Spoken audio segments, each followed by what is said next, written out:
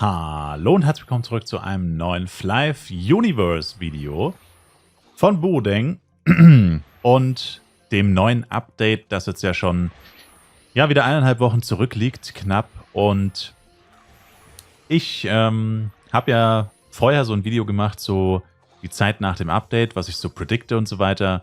Und ein großer Punkt da war ja Level Reach und so weiter. Und darum geht es heute so ein bisschen, die nächste Planphase sozusagen, worauf ich gerade hingrinde und so. Und genau, darüber einfach mal wieder ein kurzes Up-to-Date Update raushauen. Und im Endeffekt ist es einfach so, ich probiere gerade erstmal alle meine Chars auf 160 zu bringen. Wie ihr gerade hier seht, habe ich auch tatsächlich gestern endlich geschafft. Und der nächste Schritt ist jetzt die Quest fertig machen. Deswegen ziehe ich jetzt auch gerade hier die Party hoch. Ich weiß, bei Kraken XP, minus XP, wegen zu hohem Level und so. Ich werde jetzt eigentlich auch zu Captain Kraken, weil die noch ein bisschen besser sind. Aber da ist eigentlich permanent belegt tatsächlich. Da levelt fast immer jemand, weil sich das tatsächlich auch ziemlich lohnt für AOE-Klassen. Dann noch zu leveln, selbst mit 160 lohnt sich Captain Kraken noch ziemlich, was die XP pro Stunde angeht. Geht ziemlich gut ab dort. Einfach aufgrund der Mobdichte und so. Und ja, ist jetzt aber hier egal. Ich wollte keine Power-Ups, keine Amplis, ist jetzt nur fürs Hintergrund-Gameplay. Und ja, wie gesagt, jetzt erstmal die erste Fuhre Character auf 160 ziehen. Warum? Weil man ja die neue Quest, wie ich sie gerade schon angesprochen habe, halt wirklich erst mit 160 starten kann. Und ich habe halt keinen Bock, die Quest 8-mal zu machen oder 10-mal oder 15-mal oder whatever.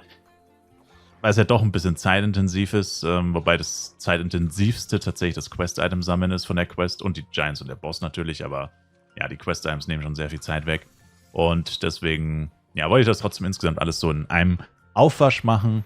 Und deswegen wollte ich jetzt alle Chars auf 160 ziehen. Dafür habe ich jetzt auch über eine Woche gebraucht mit Tower Dailies und jeden Tag ein bisschen leveln. Und jetzt habe ich es aber geschafft. Und das ist aber nur Schritt 1, weil jetzt kann ich zwar mit denen die Quest hier fertig machen und dann hoffentlich vielleicht heute schon das erste Mal gegen den neuen Boss kämpfen und gucken, wie ich ihn und ob ich ihn überhaupt farmen kann. Und Schritt 2 ist dann aber, oder Schritt 2 und 3 könnte man fast sagen, ist dann aber tatsächlich auch die anderen Chars auf 160 zu ziehen. Also im Endeffekt beginnt dann das gleiche jetzt nochmal, also wenn es heute alles erfolgreich ist, also zumindest die Quest will ich heute auf jeden Fall abschließen, wenn ich den Boss dann erst morgen, also nach 0 Uhr dann quasi das erste Mal farmen kann. Dann ist es halt so, auf den einen Tag mehr oder weniger kommt es jetzt auch nicht wirklich an. Wie gesagt, vorausgesetzt, ich kann ihn überhaupt farmen, aber auf easy denke ich mal schon, dass es möglich sein sollte. Hoffe ich zumindest.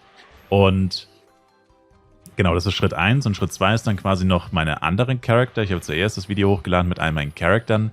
Das nächste wäre dann meine FEC 1 Charakter auch alle auf 160 zu bringen. Wie gesagt, die sind jetzt gerade so bei 159,40.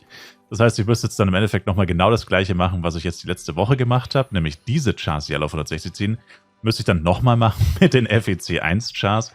Dann nochmal die komplette Questreihe durch. Dann hätte ich schon 2 Teams, die den Giant farmen könnten. Also 2-mal pro Tag dann. Und dann hätten wir noch FEC 2 Charakter, dann würde ich die wahrscheinlich weiter pushen, weil da war ja mein aktueller Plan oder der letzte Stand war da ja alle Chars auf 152 bringen, was offensichtlich nicht passiert ist, weil ich habe jetzt, wie ich es gerade schon gesagt habe, erstmal die Chars hier auf 160 gebracht und die anderen Chars sind tatsächlich immer noch alle auf 148, leider. Das heißt, die werden dann erstmal 152 anpeilen oder müssten dann erstmal 152 anpeilen, immer noch. Und danach dann theoretisch auch die auf 160 ziehen, dann könnte ich den Giant mindestens 3-mal farmen, den Boss meine ich. Und das wäre so das, was so die nächsten Wochen abgeht, I guess. Also ich hoffe, das geht heute alles gut mit dem Boss und es funktioniert irgendwie. Und dann könnt ihr mich nämlich, wie gesagt, auf die zweiten Charakter konzentrieren, schon mal die Quest-Items farmen, die Quest vorbereiten sozusagen. Und da jeden Tag ein bisschen leveln, um das halt ein bisschen zu verkürzen. Weil so unglaubwürdig das auch klingt vielleicht, keine Ahnung, aber alle 8 Chars zeitgleich hochziehen in Verbindung mit täglich Tower Dailies ist gar nicht so schlimm. Also ich habe meine Chars so bei zwischen 54 und 60% waren die, glaube ich, alle vor 7 Tagen oder vor, nee, was war das Update am Donnerstag? Ja, vor 12, 13 Tagen angefangen, jeden Tag ein bisschen zu leveln. Und das habe ich in verschiedenen Orten gemacht. Also erstmal habe ich herausgefunden, wo kriegt man die meiste XP. Da habe ich eben festgestellt, okay, Captain Kraken ist tatsächlich das Beste für Hit-and-Run AOE zumindest. Also so wie ich spiele, für mich war Captain Kraken das Beste. Envy Death war Platz 2, der neue Dungeon war Platz 3. Was XP pro Stunde anging, es war alles im 0-Bereich, aber halt mal 8 gerechnet waren es dann trotzdem immer ein paar Prozente pro Stunde. Oh fuck, da ist der Giant. Und das war quasi die erste Phase. Und habe aber insgesamt, wenn ich nur mit Tower Dailies gerechnet hätte, das wären so 36% gewesen. Ja, das wären 46%, ich wollte gerade sagen 46%. Und das wären auf jeden Fall mindestens 13, es müssten so 14 Tage gewesen sein.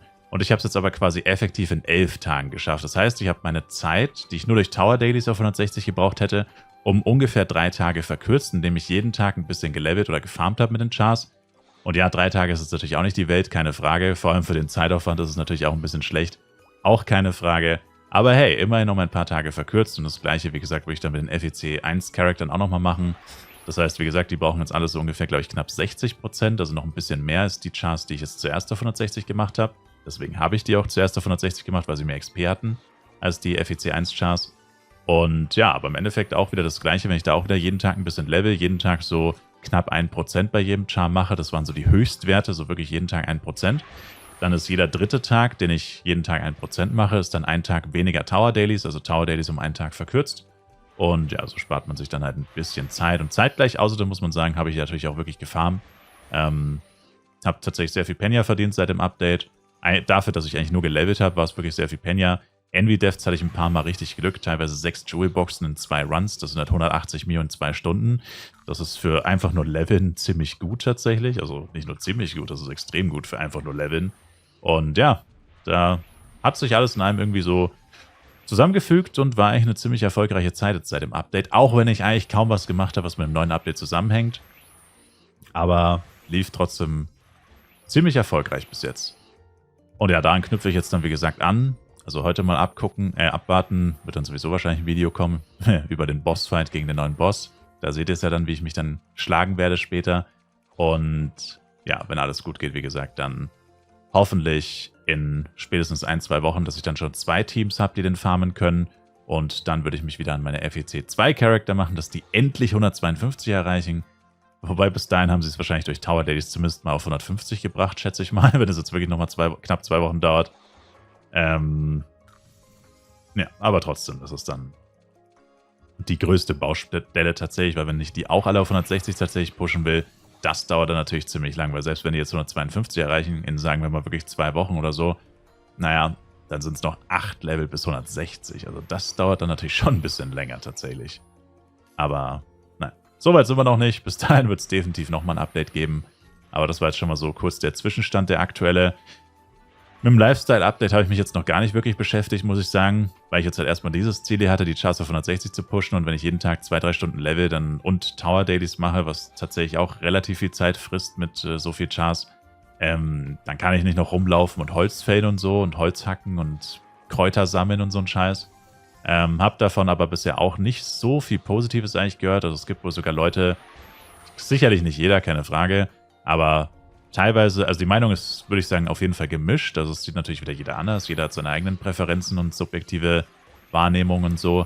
Aber von dem, was ich bisher so gehört habe, ist halt, viele Leute haben halt gar keinen Bock anzufangen zu grinden, weil es halt zu grindy aussieht. Also man hat das Gefühl, es ist einfach viel zu viel Arbeit für, man weiß noch so nicht so hundertprozentig, ob sich das oder wie sehr sich das dann überhaupt am Ende wirklich lohnen kann oder wird.